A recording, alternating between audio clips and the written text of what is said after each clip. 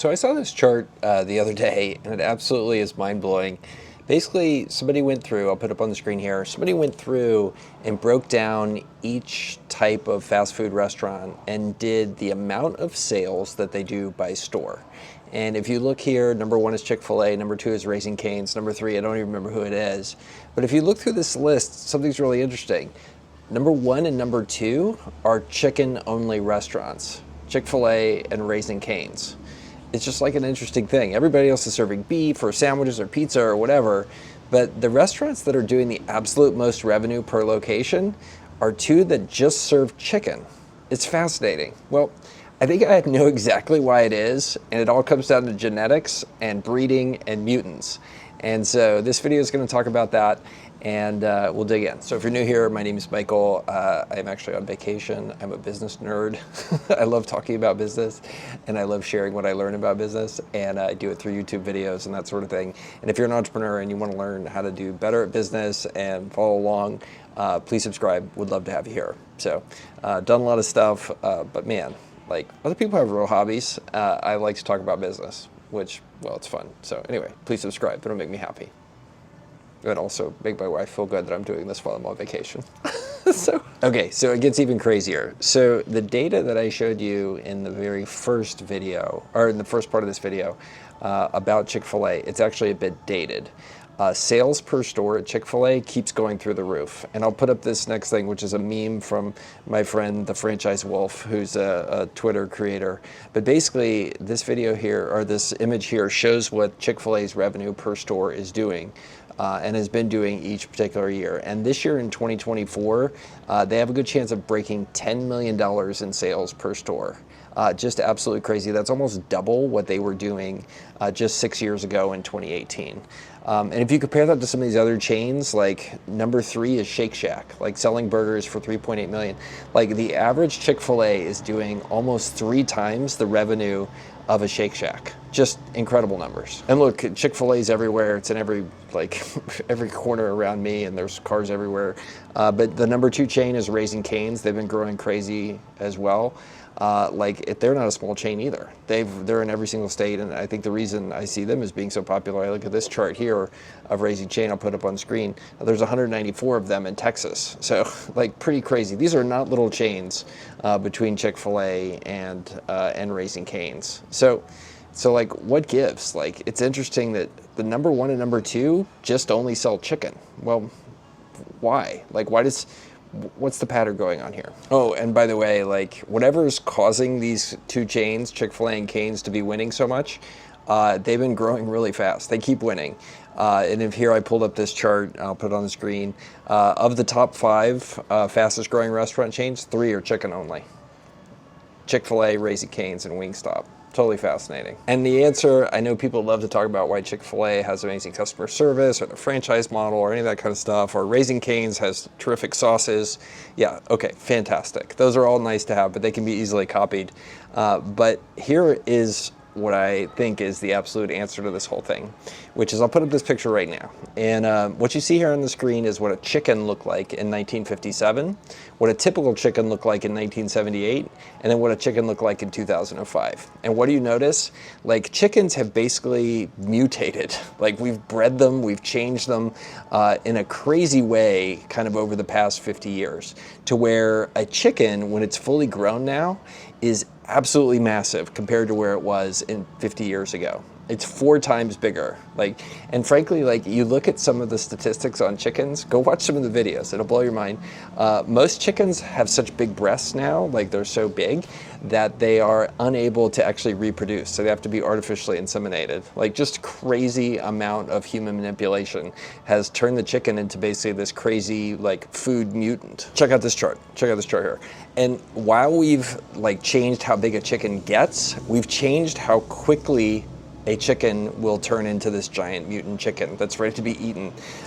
You look here at like what a chicken looked like in 1957, 1978, 2005, the types of chickens that we were growing at those times, and then how quickly those chickens got big. Like, it's unbelievable that a chicken can go from a 44-gram chick when it's born to basically 4,202 grams, so like 2 pounds, 2.2 pounds basically, whatever that is. Like, no, that's an 8-pound chicken. 4,202 grams. It can go that quick in less than 2 months. I mean, imagine if humans grew that quickly, we'd all be the size of King Kong by our 6th birthday. Just absolutely crazy. And look, a life of a chicken is not that pleasant. I'll put up a video of what it looks like when, you know, the factory farming of chickens happens. It's pretty insane. And I'm not saying there's anything about that, but that, you know, if you want cheap food and you want calories that come to us for a low dollar amount, well, like, that's kind of the cost of it. Like, the animals, unfortunately, pay the price. Maybe this is turning into a video about why you should be a vegan, frankly. And so what's crazy about this also is chickens have gotten incredibly efficient at turning like a calorie of feed, like so grain or whatever goes into growing that chicken, and turning that into a calorie of protein. And so here, I'll pull up this graph here from our world in data. And basically the animal that by far is the most productive in terms of dollar of input to output of a calorie of protein is the chicken, right? So you look at the chicken here has, they call it poultry, is a 19.6 efficiency. So 1 out of every 5 calories it's fed turns into protein. The number 2 is not even half as efficient, and that are pigs. That's 8.5%. And getting crushed is beef, 3.8%. So in other words, a chicken is, whatever the math is there, 5 times more efficient at turning $1 of feed into $1 or into a calorie or calories of protein. Just an unbelievable efficiency by the chicken. So what all this has done is like basically put the evolution of the chicken has put it in this incredibly dominant position to basically overtake and outcompete all the other meats and all the other protein sources. So if you want to get protein at a fast food restaurant, the dollars you're going to spend to get a calorie of chicken protein is going to vastly outweigh, be less than what you're going to spend to get beef, chicken, pork, or even fish. Fish is not even on this graphic that I'm going to put up here. And you can see this in the results of basically how much we're eating of each individual of these items year after year. And beef, pork, turkey, like they're absolutely getting crushed by the humble chicken. And that's because, think about it, like if you're operating a restaurant and you're only doing chicken, like people can't buy beef, they can't buy turkey, they can't buy fish, can't buy any of the other stuff, which is what Chick-fil-A and Raising Canes do. By specializing in those things, they're able to just create a total competitive advantage because they can optimize their supply chain, they can go all in on making chicken great, and then frankly, they don't give customers the option to buy anything that is less profitable for them. It's just totally fascinating. So here, this chart shows what's happened to the relative price of chicken compared to similar proteins. So take a look at their beef, right? Beef has fluctuated way up since 2000. The dollars, the number of cents required to produce that particular protein of beef like keeps going up. Chicken is blue in this graph, and then you have pork in yellow. And look what's happened to all the other protein sources that McDonald's and Burger King and all these other people are relying upon. Like those prices keep going up and up, right? That is a huge advantage if you're Chick-fil-A or Raising Canes, because the humble chicken, right, it keeps staying super cheap for you. And you can keep prices down and therefore keep customers in the door. And look, I am not going to sit here and tell you that Chick-fil-A is awesome. It tastes good. But one of the things you should do if you eat there, I humbly encourage you to go in and actually read the ingredients. I just pulled this up. I'll put it on the screen. How many of those things that you see there on the screen actually look like food? Very little of them. It says chicken, but then there's a bunch of other crap they put in there. Like, what the hell is glutamate? All this paprika, I recognize that, but monocalcium phosphate, I don't want to eat that. I would like to eat some chicken, please. So that's my commercial about Chick-fil-A. So anyway, that is at its core. If you want to look at why these chicken-only restaurants are killing it, like it's absolutely amazing. So it's because of this humble chicken. Now, one of the things that's super interesting I want to go back to is the protein efficiency of other sources. And one of those is milk.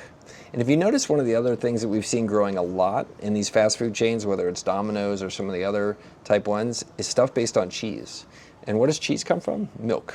So it's super interesting that the number 2 most efficient protein is milk. And also the types of chains that are growing really quickly are pizza places that use a lot of cheese based on milk. again, they have a huge cost efficiency, just like the chicken guys do. Similar parallel. Fast forward to today in 2024, I do want to point something out.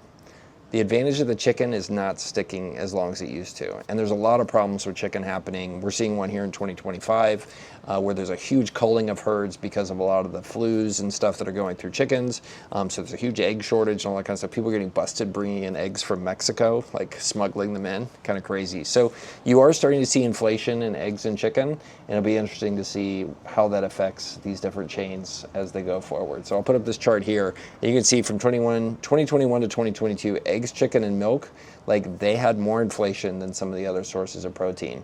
So it'll be interesting to watch this and ultimately see if the chicken itself continues to have its dominance as the cheapest and most efficient source of protein per dollar in the U.S. and beyond.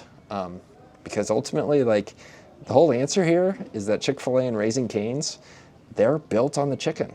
And man, it was a hell of a bet to make. It's made of billionaires. Kudos to them. What do you think? Let me know in the comments below. Thanks for being here.